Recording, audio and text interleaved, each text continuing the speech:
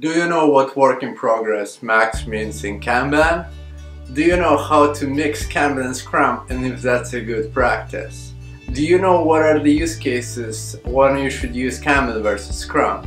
Well, if you don't, I have a good news for you. Stay tuned in this video and you'll get all of this answered, because a Q&A session follow-up from my video Kanban versus Scrum. I got about 1300 views in the past 4 days and I am super stoked about it. I appreciate every one of you. I got so many questions that I just need to do a Q&A. So today I'll address your questions, your frustrations, and yeah, I hope you love it. Please listen to the end because there are some cool things coming up right at the end of this. Yeah, I don't want to waste any more of your time because it's long videos, so let's jump right into it. This is Anatoly from Define Agile. Let's go. So first concern I got, username Kubanishku, and I'm sorry if I mispronounce your username. You're vastly oversimplifying two things, and vastly in the capital letters. Kanban also has structure, work in progress QMax, can be established, and quite a few other things that you don't mention. I think you're oversimplified this, just different quite a few things. Should have titled this more, why I think I like this version of Kanban that I use.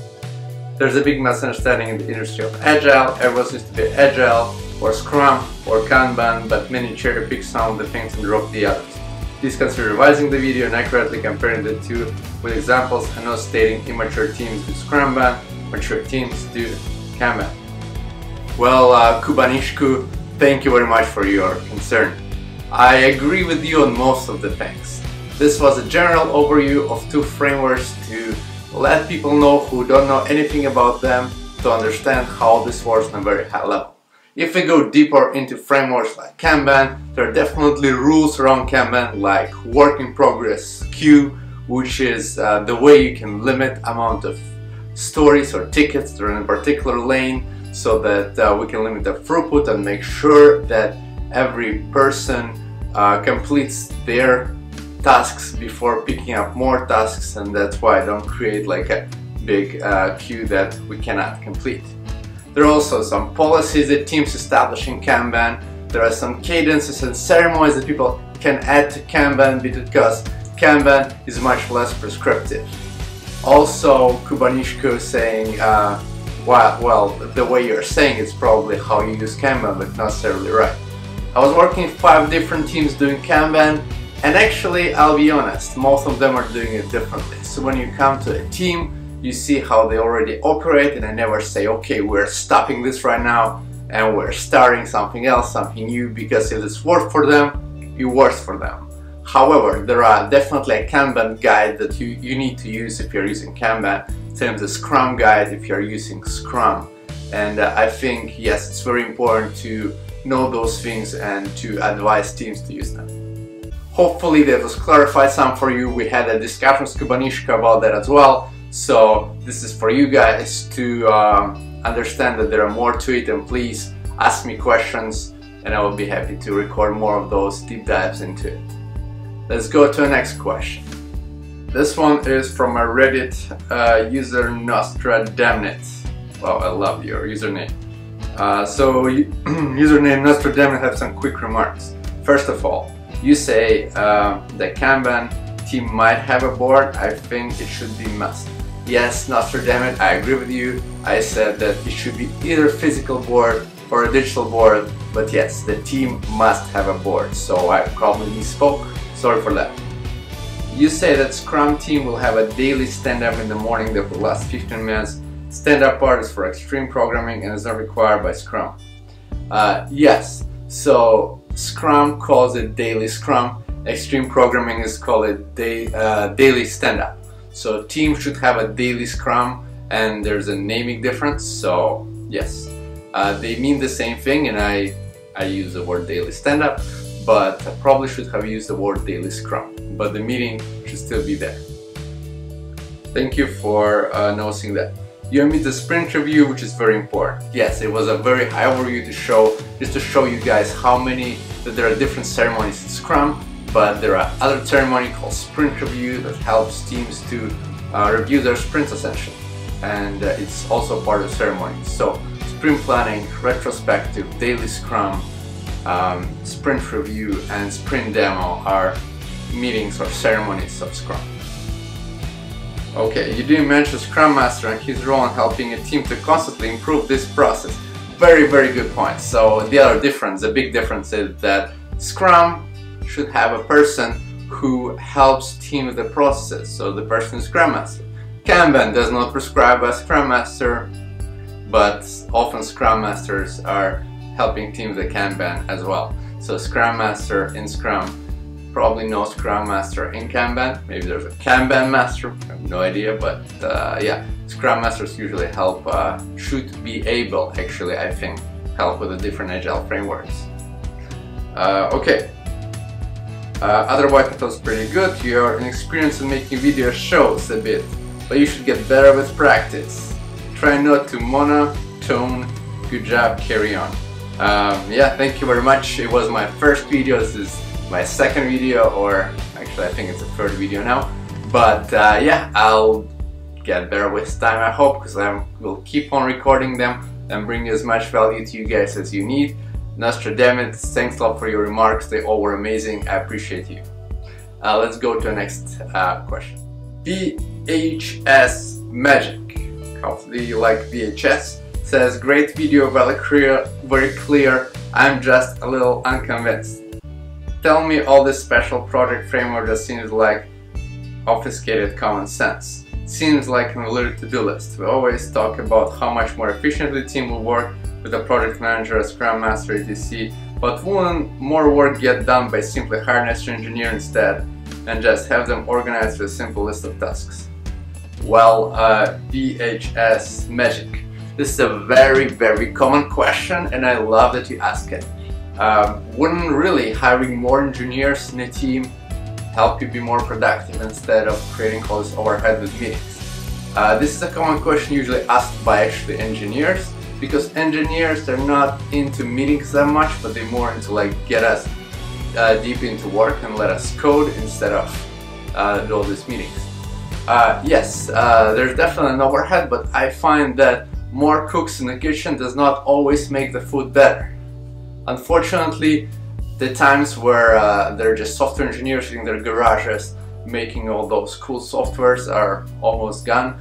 Now all the companies run teams and other departments, they're working with each other. People need to communicate, you need to be transparent, you need to give expectations to your stakeholders, you need to work in a one big team, and it's not about just grinding, but also have work-life balance, be happy, communicate, and those frameworks help you do that as well as deliver software in such a way that everyone understands what you are doing. If you are sick, other people help you out. The fact that everyone should know your code, so if you leave the company, some other engineers might pick it up. The fact that you need to have a consistent practices across the teams. So it's pretty hard to do if you are not collaborating, communicating. Also getting better as a team and making sure that you understand what doesn't work for you guys as a team, dealing with the conflicts. All this is something that if you just hire more engineers wouldn't necessarily help. Some teams do work like this, but it's very rare. For most of the part, I think that those frameworks are built as common sense, as you said, to help teams establish some guidelines, rules, process, so they're more successful. Thank you very much for your question.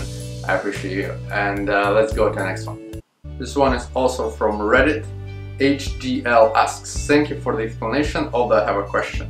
I recently moved to another company where they do both at the same time. We have a very short and brief Scrum meeting every morning, but also have a Kanban field with our to-do tasks. Is that a good practice?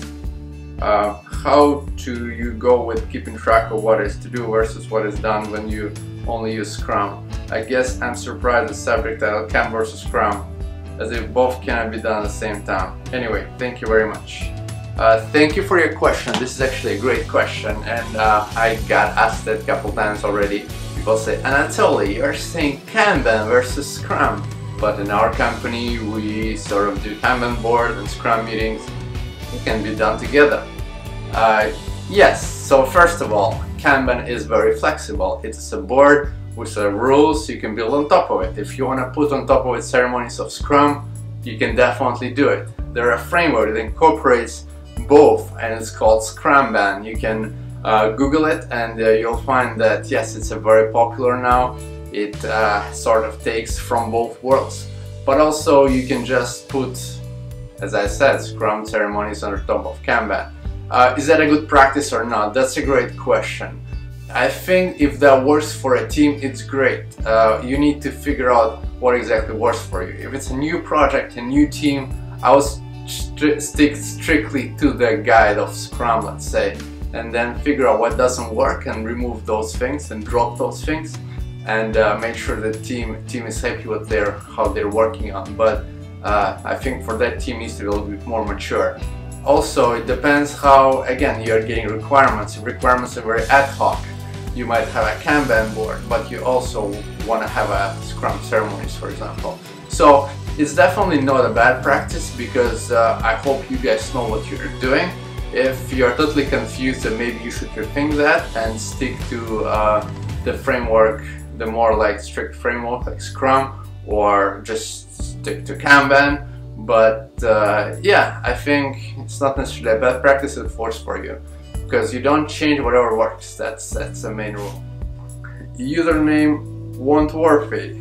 Well, I think it's very worthy. It says nice and basic, which is great for high-level videos.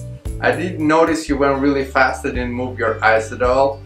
Yes, that happened to me, and I noticed that as well, so I'm trying to move now my eyes as much as possible. So that's great feedback, thank you very much. And yes, sometimes I go too fast as well, so I need to slow down. So thank you for the feedback.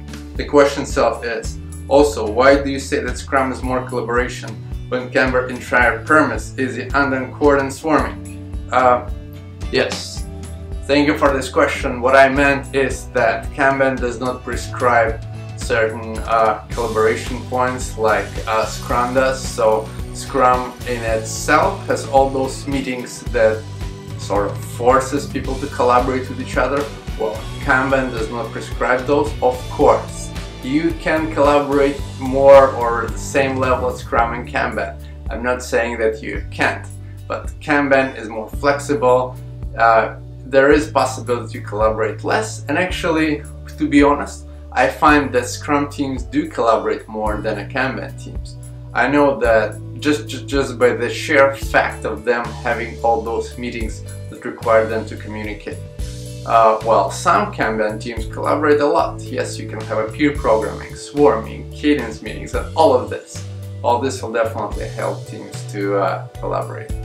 Yeah, thank you for your question. I appreciate you, and let's go to the next one. Okay, let's end it up with the last question of the day. This question is from Sebastian Fleisch. Thank you, Sebastian, for your... actually, it's not a question, it's more like a concern. It says, it also depends on your project. It is a long post, so I will just pick some of the main things of it, then we'll discuss it, but I'm going to post the whole post here, and you can see it on YouTube if you want. So, it also depends on your project. If you develop a new product with a new team, Scrum would be choice. There you're able to present the shareholders every sprint length increment. After each sprint you have the retrospective to improve the team and integrate needs, changes identified during the past sprint. Yes, that's exactly what I said. Scrum allows you to inspect and adapt. You have things like retrospect, and you can deliver to stakeholders your increments, which Kanban does not provide out of the box, but you can definitely make meetings, cadence meetings with your stakeholders and provide them this information as well, but Kanban does not prescribe it. Sebastian says, so Kanban I would choose when difficulty of the project is more in a simple or complicated section, or the project is support mode, and less features will be added. Yes, when you're in support mode, sometimes you don't know exactly what you can put in your increments. So Kanban will be a good choice, because as tickets flow, as the requirements flow from your stakeholders, you can just fluidly sort of move those requirements through the board and get them done, which in Scrum you'll need to plan your sprint and then work with a certain amount of work that you have. that might not be possible, so you might need to choose Kanban versus Scrum. Yes. By the way, I don't agree that only mature teams should use Kanban.